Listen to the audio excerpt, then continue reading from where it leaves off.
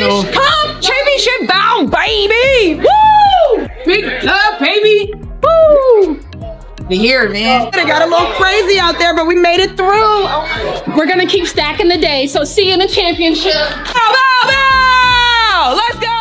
June 17th was more than just a rematch, it was a reckoning. Back on May 30th, JC Sheldon and the Connecticut Sun walked away without consequences after leaving Sophie Cunningham and Sydney Colson hurt on the court with questionable plays. But the Indiana Fever didn't forget. So when Sheldon jabbed Caitlin Clark in the eye during this game, the switch flipped. What came next was a statement. You don't mess with Clark without hearing from her squad. Sophie Cunningham answered with one of the most satisfying flagrant fouls you'll ever witness. Fever fans, sound off in the comments. C and C are not here to play. Chippy the last time these two teams faced off too. Sophie Cunningham suffered her ankle injury in that game, but in addition to that, she actually had part of her front tooth knocked out. She made contact with JC Sheldon as Caitlin Clark knocks down the triple. But what people don't talk about enough is how hard you have to work to be able to be that good. All the hours that she's spent perfecting her craft. Retreating, firing, and hitting. So she can do that. On Indiana arguing the call. I mean, step back, you're late. She almost looks you in the eye. Picture this, May 30th, Indiana Fever versus Connecticut Sun. What started as a routine matchup quickly spiraled into a nightmare for the Fever. From the jump, it was clear the Sun weren't just playing hard, they were pushing boundaries. The physicality wasn't just aggressive, it was reckless. What should have been a battle for standings turned into a war zone, with the tension mounting from the very first tip-off. Talk about the physicality for a second. Two players on the Indiana Fever got injured last night by the same player on the Connecticut Sun, and that was JC Sheldon. And I tweeted about it. She was playing so reckless. I'm fine with players playing aggressive, but there is a thin line between playing aggressive and playing reckless. When you dive for a ball, you don't land on somebody's leg. She landed on top of Sydney Colson's leg, and her leg got stuck and literally twisted around. Both injuries, both Sydney Colson and Sophie Cunningham, were contact. Sophie Cunningham was the first to go down, hit hard in a play that looked anything but accidental. The contact was excessive, far beyond what you'd expect in a standard game. Then came Sydney Colson, injured in yet another suspect sequence that left fans and players alike wondering what was really going on. At the center of it all, JC Sheldon, whose overly aggressive play wasn't just intense, it was infuriating. Non-contact. They weren't ACLs, they weren't Achilles, they were contact injuries caused by the same player. And this kind of physicality that the WNBA they brag about. They say it's always been a physical league. That's just the heart of the It's not good basketball. And we've seen so many injuries. Paige Becker's out with a concussion. Rakia Jackson was out with a concussion. All of these injuries are contact plays. We've seen Caitlin Clark last year get chucked to the ground. We saw Angel Reese get clothesline chucked to the ground. The players continue to do it because the refs are allowing them. Why wouldn't you keep doing it if you're a physical player? Here's where the college rivalry adds fuel to the fire. Sheldon and Clark have been battling since their days at Iowa and Ohio State. Sheldon made it her mission to get inside Clark's head, locking her down on every play, bumping her on screens, and tossing shade during dead ball moments.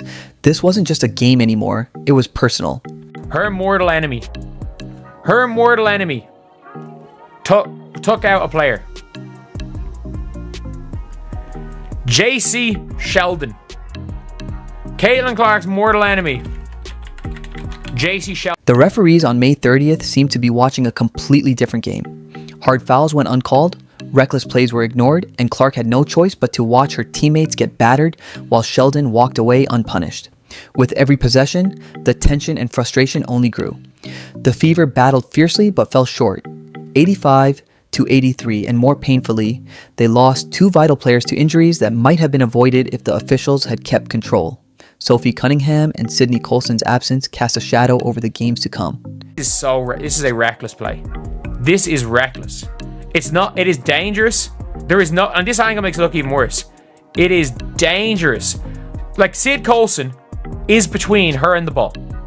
Sid Colson is in fact between JC Sheldon and the ball, and she dives through her knee. It wasn't even called as a foul. You could see it in Clark's eyes after that loss. The icy glare she gave Sheldon during the handshake line, the sharp tone in her post-game interview. This wasn't finished, not by a long shot. The Fever etched that game into memory. who caused the injuries, and how the officials stood by and did nothing. June 17th couldn't come soon enough. When June 17th finally arrived, Clark was back from her quad injury, fresh off a dominant win over the undefeated New York Liberty and fired up to face the Connecticut Sun again. It was only her second game back after 3 weeks off, but you could tell she hadn't forgotten a thing. The way she stepped onto the court, the intensity in her eyes as she locked onto the Sun during warm-ups. This was far from just another game. Text me. She never texts me during the game. All right. Here is Clark splashing home a three from way downtown. Kelly escorting her back to the bench. JC Sheldon is there with her hand in her face. The game tipped off with that unmistakable tension thick in the air. Sheldon was glued to Clark like her life depended on it, getting uncomfortably close, shadowing her every move, bumping her on screens, and pulling all the dirty tricks that turned basketball ugly. It was the same relentless aggression that sidelined Sophie Cunningham and Sydney Colson back in May. Everyone in the arena could sense the storm brewing. Here we go. They're trailing by 10. Keep an eye on her and JC Sheldon. Clark trying to back her down. Clark is okay. Sheldon, that was Clark, hitting her in the face. Clark is upset about that. Then everybody's upset about that. Marina Mabry comes in. She decks Clark, tempers flaring on both sides. The third quarter arrives and everything shifts in an instant. Clark pushes the ball up the court when Sheldon steps in to defend. What starts like a steal attempt quickly turns brutal. Sheldon's finger jabs straight into Clark's eye. The contact is undeniable. Clark's head snaps back from the sharp impact, leaving no doubt about the foul. Placement? I think That it is. is. Oh, and Marina Mabry's going to get ejected. If the officials saw that, Marina Mabry is going to get ejected. Well, they're going to go and look at it. Look at Mabry.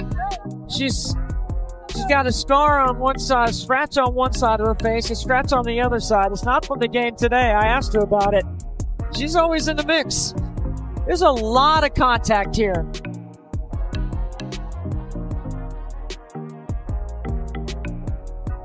There's a scrape across the face. That's what Clark didn't like. Clark immediately clutches her face, a mix of pain and fury flashing across her eyes.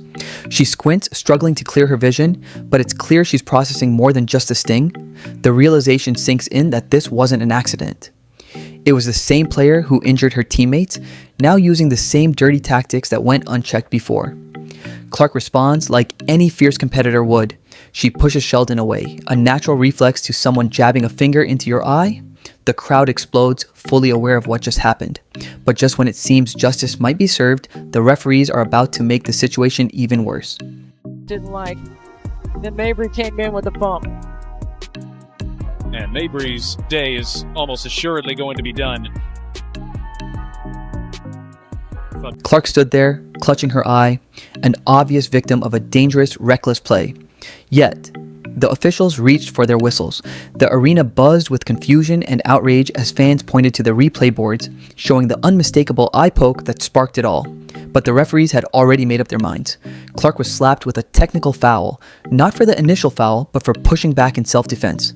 A technical foul for reacting to being poked in the eye? It made no sense to anyone watching. Clark had just dropped 32 points in her first game back from injury, and now she was being punished for standing up to the same player who had injured her teammates. The call sent a dangerous message. Players could target Clark with reckless fouls, and if she dared to respond, she'd be the one penalized. But this eye poke was only the beginning. Marina Mabry was watching it all unfold, and she was about to take things to a whole new level. And then Marina Mabry comes out of nowhere and chucks her to the floor. Now let's watch this in slow motion. Here, JC Sheldon is guarding Caitlin, swipes her in the face. There's one. Going for the ball, swipes her in the eyeball. Caitlin's gonna have to start wearing goggles. And then Caitlin pushes her off of her, like, why are you still in my face? Marina Mabry, bat out of hell, chucks Caitlin Clark to the ground. No sooner had Clark been handed that unjust technical foul than Marina Mabry stepped in and made a move that stunned everyone watching. Clark was still reeling from the eye injury when Mabry approached, and then did something that sent shockwaves through the entire arena. After this, you guys, of course, the referees are going to review the play because that's a lot of contact going on right there. That's a lot of unnecessary contact. That's a lot of non-basketball contact happening during this play, right? So the 3 referees that I like to say, they got them straight out of Sephora because I don't think these referees have ever refereed a professional basketball game in their life. They took these referees, they were at the monitor, they looked at it for, I'm not even exaggerating, you guys, like 15 minutes. 15 minutes they are watching this play over. This wasn't basketball contact. It was outright assault. Mabry body checked Clark like a hockey player, knocking her off balance and sending her crashing hard to the court. The hit was so blatant and needless that even casual fans knew exactly what had happened. Clark hit the floor with a thud, her face flashing with shock as she registered another cheap shot from the Connecticut Sun.